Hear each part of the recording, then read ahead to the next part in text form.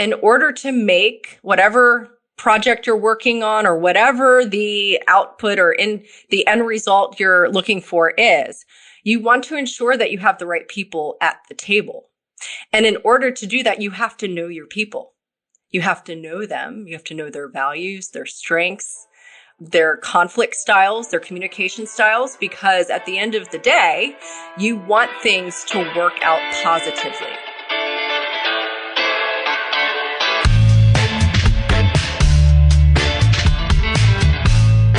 Clock in, scrub up, and join us behind the red line. You're listening to First Case, a perioperative podcast bringing you exciting interviews, engaging discussions, and innovative solutions that are changing the way patients receive surgical care. Each episode, we talk to frontline staff, perioperative leadership, and nursing entrepreneurs from across the country as they share their stories, experience, and expertise on the industry we love. From the back table to the boardroom, from wheels in to wheels out, we tackle the real-life issues affecting the OR. Whether you're tuning in for surgical service education or inspiration, we're glad you're here. And now it's time to roll back and start the first case.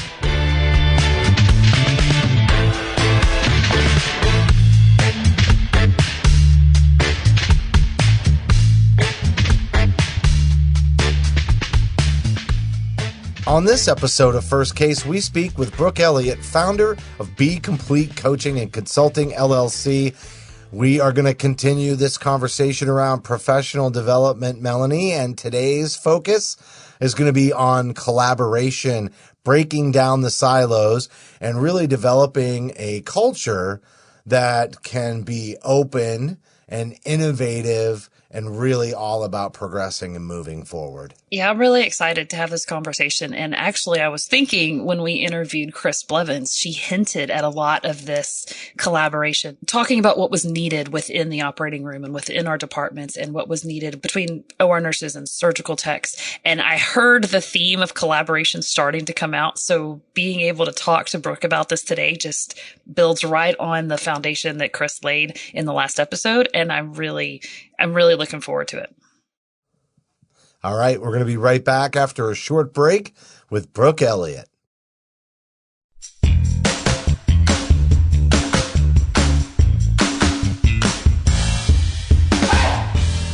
I'm Melanie Perry. And I'm Justin Poulin. A 17 Studios production, you're listening to First Case.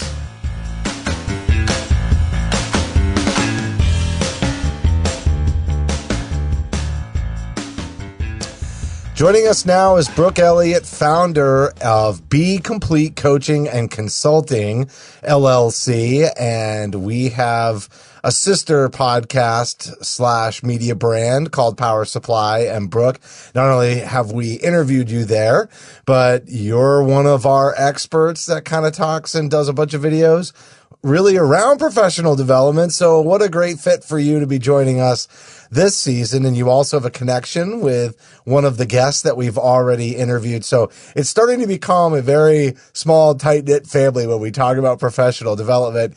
Today's focus is going to be collaboration. Brooke, thanks so much for coming on the show. Thank you so much, Justin. I love that introduction. I love the word family, because that's just so meaningful. So I'm thrilled to be here and I'm thrilled to be part of it. Thank you so much.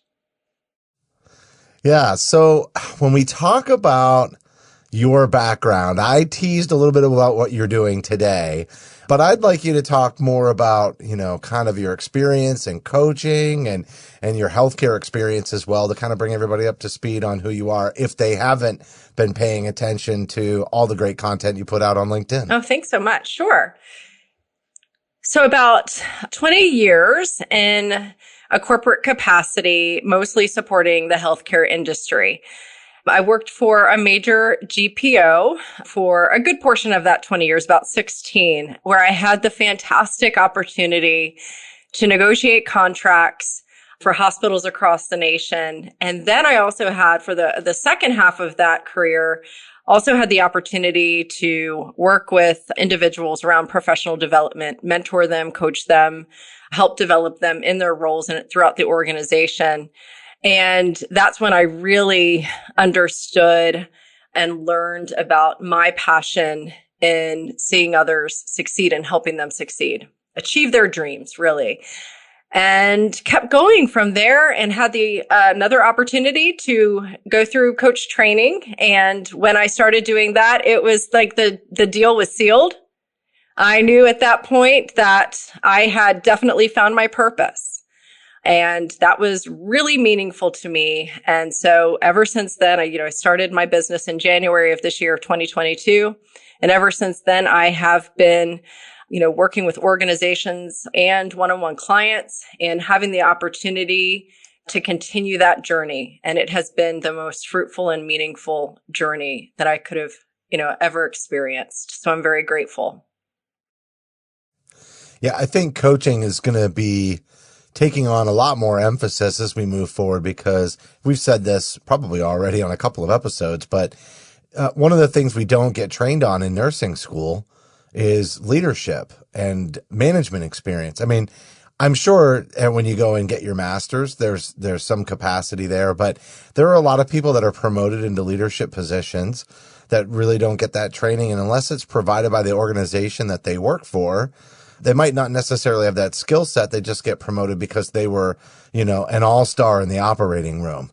And that can present some challenges and really disrupt the culture. So even before we go a little bit deeper into collaboration, I wanted you to kind of speak to that a little bit about, do you think healthcare organizations are going to trend upwards in terms of coaching and having coaches get involved to meet that need? Or do you think it's, from a professional development standpoint, going to be something individuals will have to pay for independently, or is it going to just kind of be piecemeal?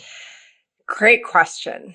I would say that coaching is still a new thing out there, right? In all industries. I see it. I'm working in a different industry now, and I'm seeing the exact same trajectory for people that are getting into those leadership roles that really don't have the leadership experience or training, right? So I think that coaching is becoming a new norm. It's still a new word for people to really understand the value of it. But I think once they have found an individual, or say even an organization, a coaching organization that aligns with their values and, what they're looking for in terms of providing leadership opportunities to their staff, then I think it's really going to help make a difference.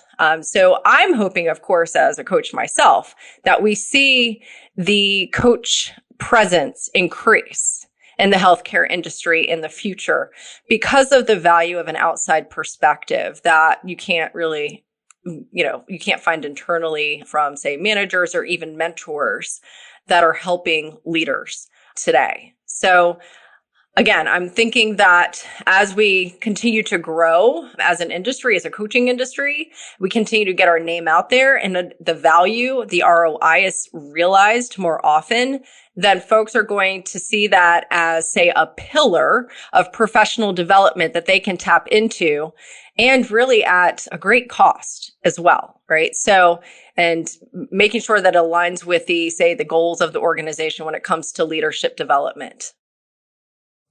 So do coaches need coaches too? Absolutely. Absolutely. Yes. If we don't have coaches, then, shame on us. I would say that we're always looking to learn and to grow and to invest in ourselves. And I would say that if we're not doing that, then, how could we be doing that for other people? So absolutely. Okay, so Brooke, I kind of think you teed up my next question really well, talking about looking to learn and to grow and invest in ourselves. But we're talking about collaboration today. And you've got this great phrase when you and I talked before the episode, this collaboration quotient. And just talk about that. Talk about collaboration and what we're talking about when we say collaboration. And then that collaboration quotient that you are very passionate about telling others about. Yes.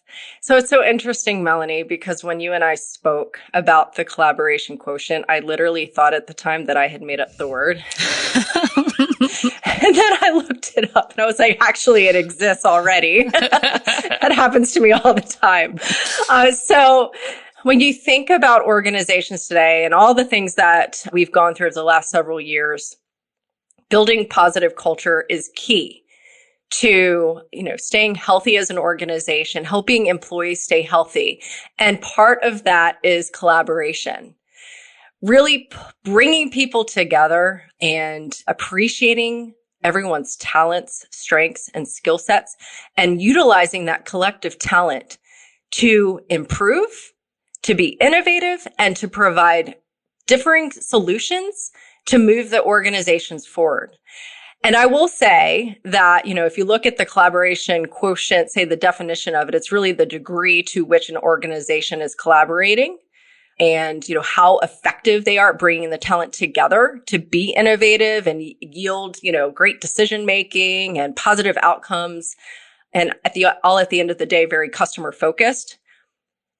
And that's, to me, that is just the surface. Like, people collaborating is one thing, but really being good at it is a different thing. It's another world. So I do think that for the most part, organizations want to be collaborative. I think they want their teams to work together to break down silos. But what it takes to actually be really good at it is another topic. So can I ask what it takes to be really good at it? Because I really want to know. It's another topic, but not necessarily for another episode. Yeah, absolutely. So tell me, what does it take to be good at it? Sure. So it takes intentional effort, right? If you think about how an organization could truly take advantage of the collaboration quotient idea, it's building it into their culture.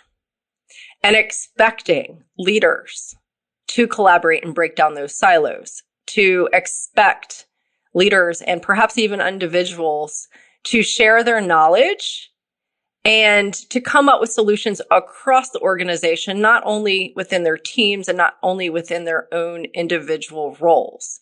So it takes that effort. It also takes understanding individuals and understanding what they bring to the table, because you want to be strategic in collaborating. You want to bring the skill sets that you need and the strengths that you need in order to make whatever project you're working on or whatever the output or in the end result you're looking for is. You want to ensure that you have the right people at the table. And in order to do that, you have to know your people. You have to know them. You have to know their values, their strengths, their conflict styles, their communication styles, because at the end of the day, you want things to work out positively. And in order to do that, you have to collaborate well, you have to communicate well, you have to build relationships well, and all of that has to come together, which brings me back to the word family. It almost feels like you're a family and that you're truly there for the good of the organization. So what's interesting about that is, it sounds to me like to be able to have that level of collaboration, somebody's got to coach the people that are involved in the collaboration to help them understand that. And it could be somebody that's playing that role, right? They could be the ones that are facilitating it. But no matter how you slice it, you bring that many people together, you're going to have some personalities at the table. They're not necessarily going to mesh. And I heard everything about what you were saying that alluded to that. Got to know your people, got to know who they are, got to know their values, got to anticipate when there's going to be conflict, even if they're still these two people that have conflict or will have conflict need to come to the table to be able to collaborate effectively. I'm assuming that there's a lot of skill sets and probably some sort of framework around respect that has to be established for that collaboration to work. Is that right? Yes, thank you for saying that, because it's really, at the end of the day, it all stems from trust. Trusting that we have good intent, that we made an agreement that we're going to stick to, and that we truly believe that we have the strengths and the skill sets. The one sitting next to me has the strengths and skill sets that are going to make and help this problem that we're working on come to solution, right? So yes, it's very important for there to be that trust and understanding. And when it comes to finding all of these different intricacies out about individuals, it can take a coach that comes in, perhaps does workshops, to help people understand their strengths, and maybe some value, mission, vision, strategy work, perhaps. And this also could live within the learning and development realm of the organization, right? But helping individuals truly understand and see the value in that type of, understanding of their peers. It's one thing. And then applying it is another, because it's really easy to understand yourself, to be self-aware, to move forward as an authentic leader. But it's another thing to care and want to understand all of the other people around you, and then leverage the different strengths, skill sets, and abilities, and even the various job requirements. Leverage all of that and understand that to be able to, again, move a project or a strategy forward and the organization forward.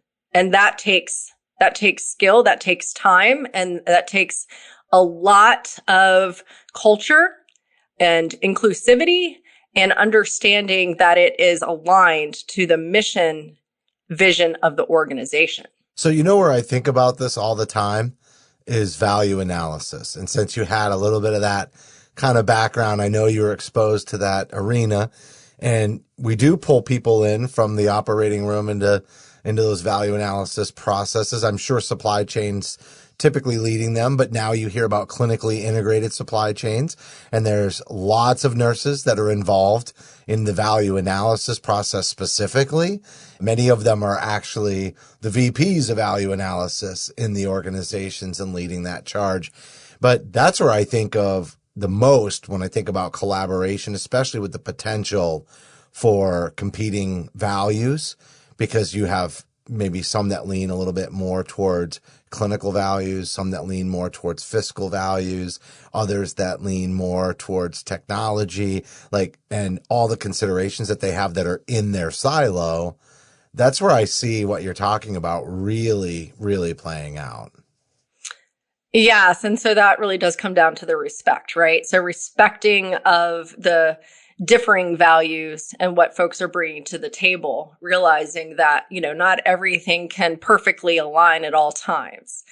But there is, like you said, there is so much value in looking to external sources to bring in for that differentiated mindset, experience, and perspective. Like you see it not only within, say, large organizations, but even any kind of business that partners and collaborates with, say, another business to bring two differing mindsets together and create innovation and change. That is truly, to me, that's huge. That's highly valuable. And especially when it's bringing differentiated value for the customer.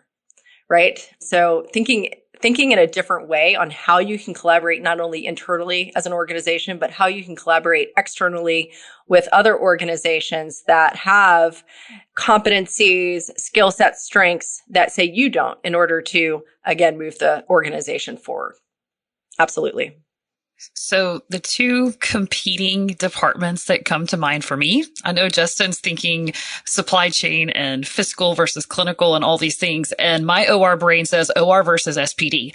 And we go into that headbutting stage so often, so quickly, because I don't know why. We just do. But the value of collaboration, and what I really liked what you were saying about intentional effort, having that intentionality and building this collaboration into our culture so that we work towards breaking down the divisions between our departments, because we do have the same customer ultimately, and we have the same goal, and recognizing that is a good starting ground, I think, to moving past the disagreements we have, because we all need to work together to be able to be a successful department. Would you agree? Absolutely. And there will be disagreements, and perhaps, something that comes to mind for me is an operating agreement, right? When you start collaborating with others, you have an operating agreement that establishes, say, the rules of engagement, right? How are we going to work together, and how are we going to work through challenges and disagreements together so that up front we all are in agreement?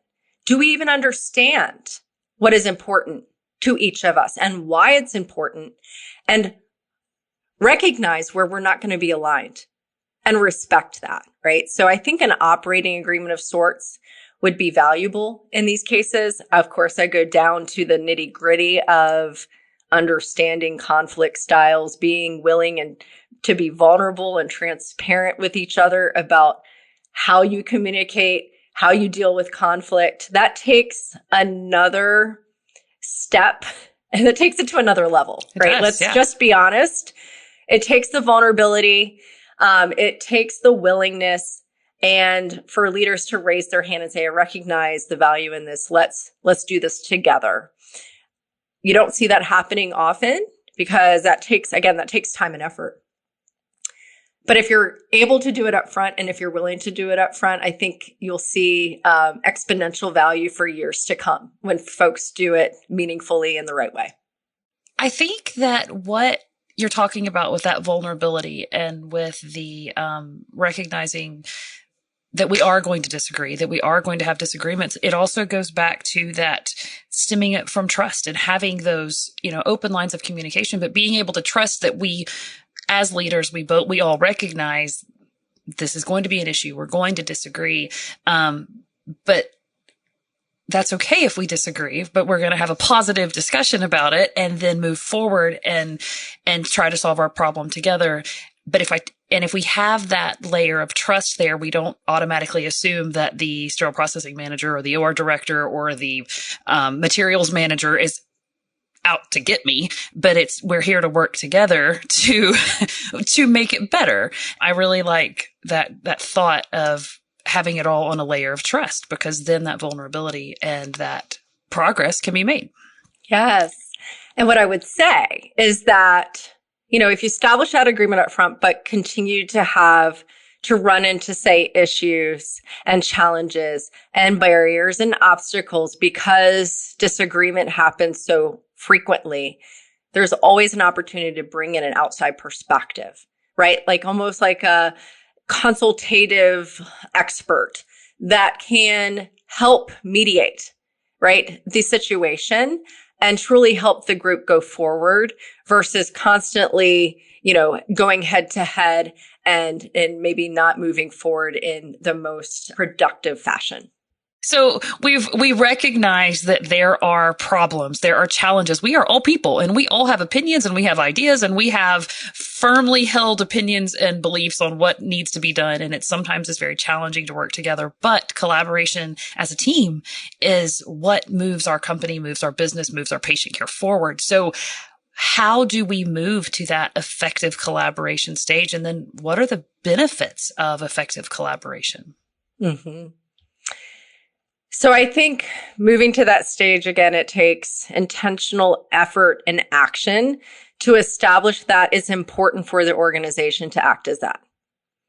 Perhaps it makes sense to enact that and install operating agreements slowly, it's like a change initiative, right?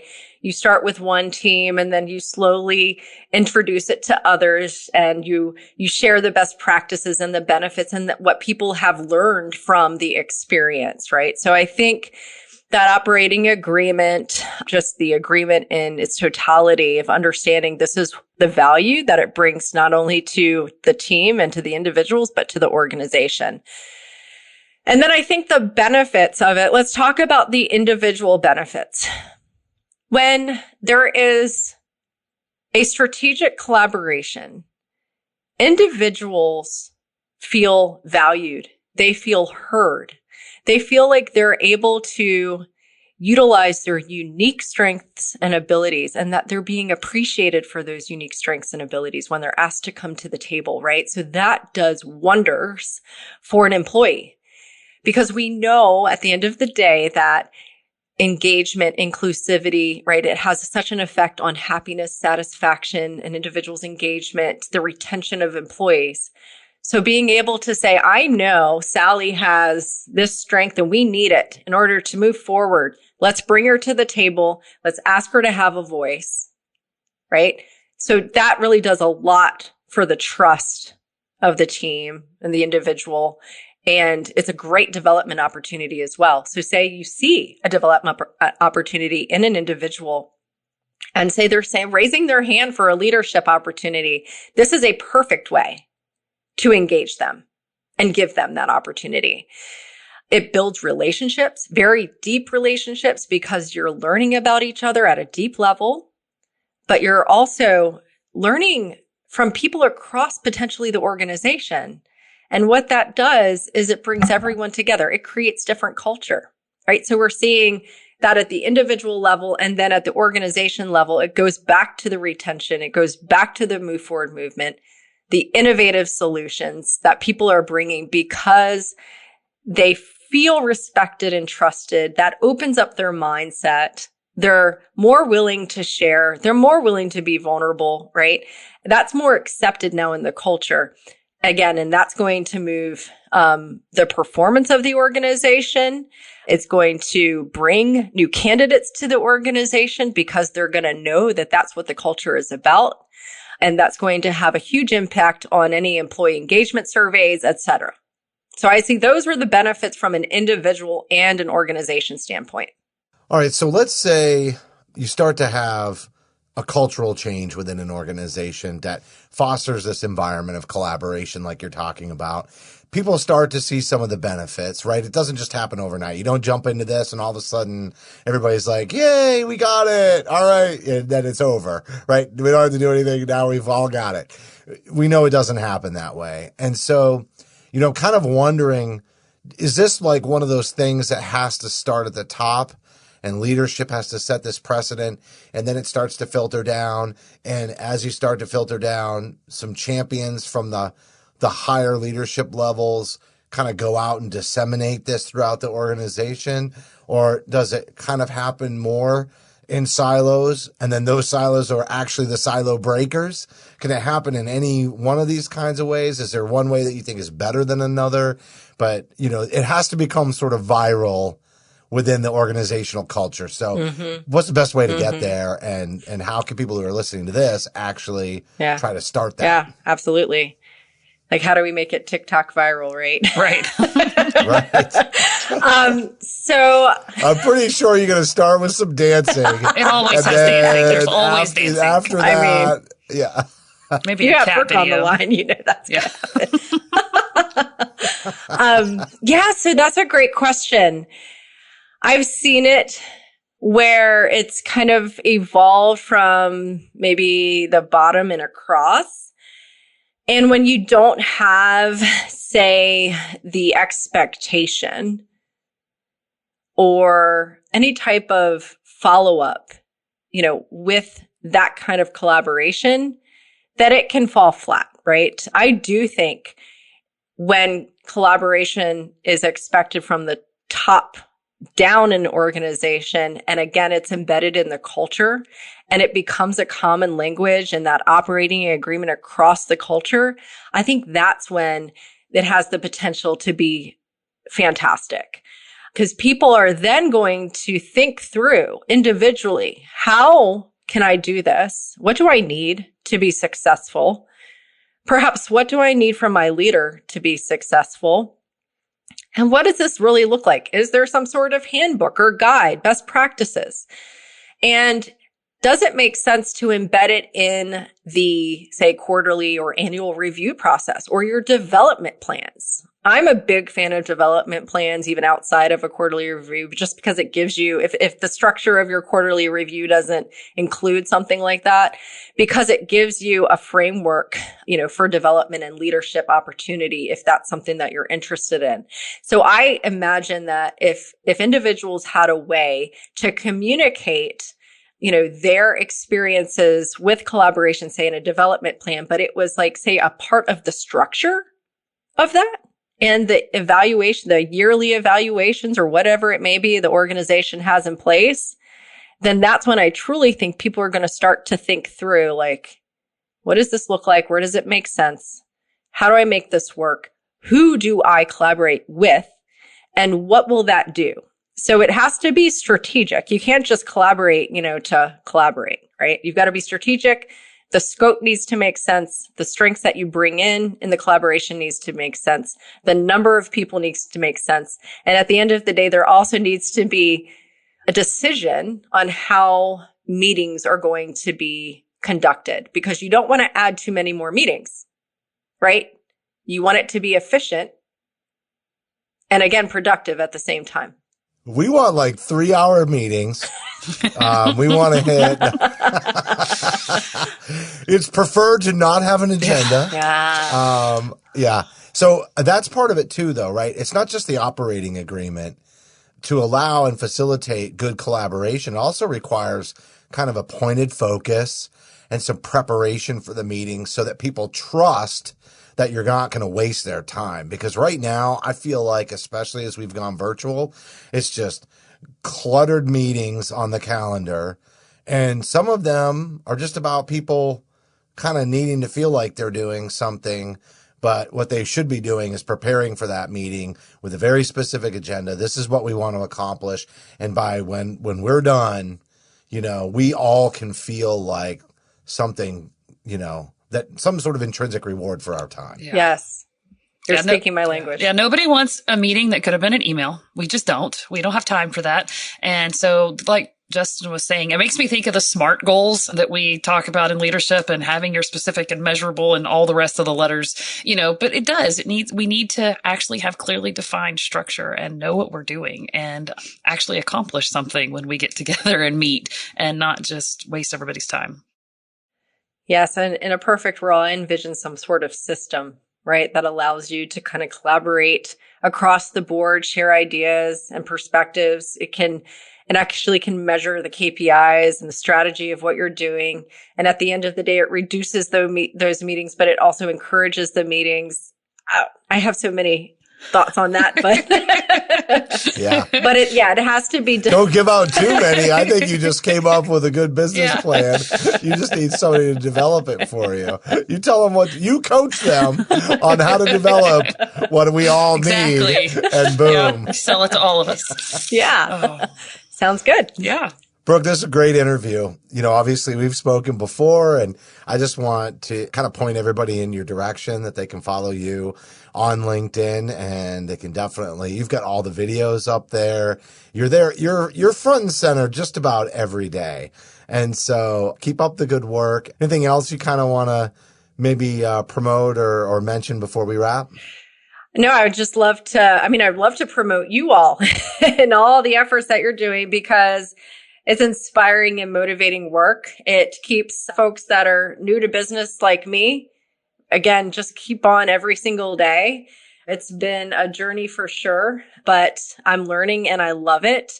And I am very grateful for the partnerships and the collaboration that I have personally been involved in since I started my business. And I'm learning so much from other people that I never thought that I would need to learn in a business, right? So it's a different world, right? It's a completely different world. You have to pretty much learn everything. Yeah, absolutely. So, I'm very appreciative of the process. And thank you so much for allowing me to participate in this. And I really hope that it's valuable to all the listeners.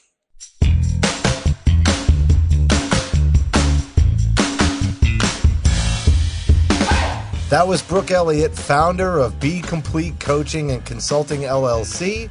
And I do want to just reemphasize, everybody should go and check her out on LinkedIn. Just look up Brooke Elliott. You can follow her. She's putting out daily content. It's very motivational, very uplifting. And she does a great job as a coach. And I've had a chance to interview her in the past, but not for a season dedicated to professional development like we have this season on First Case, Melanie. I have never gotten to interview her before, but she was fun, and she is passionate about collaboration and growth. The content she does put out on LinkedIn, I see it all the time. Being able to get her expertise shared in this season is just, I think it's another angle to look at professional growth and development, looking at how we collaborate and how we work together, but learning about ourselves in the process and how we can contribute to better and successful collaboration is something that we don't need to overlook. And so I'm really glad that she took the time to talk to us today. That's going to do it for this episode. But as a reminder, we'd love for you to download our smartphone app for iPhone or Android. Simply go into the App Store or the Marketplace and search for First Case Media, and you'll find us there. Some episodes have bonus content. And one of the best things is that you can search for topics by category. So if you like the articles on the go that we put out, you can search in the articles on the go category for certain topics that you want to hear about. Same thing goes for the podcast. While you're there downloading, we'd love it if you gave us a rating and a review. You can also find us, if you'd rather, on one of the podcast applications like Apple, Amazon, Google Podcasts, Stitcher, iHeartRadio, Spotify. I'm sure there's another one out there. Definitely search for us on your favorite podcast application. We also love getting feedback from all of you. So if you have any comments for us about the content, the shows, recommendations for guests, topics, or even a theme for an entire season like the one we're doing now on professional development, we'd love to hear from you. Just send us an email to info@firstcasemedia.com. On behalf of Melanie and myself, thanks for listening to this week's episode of First Case.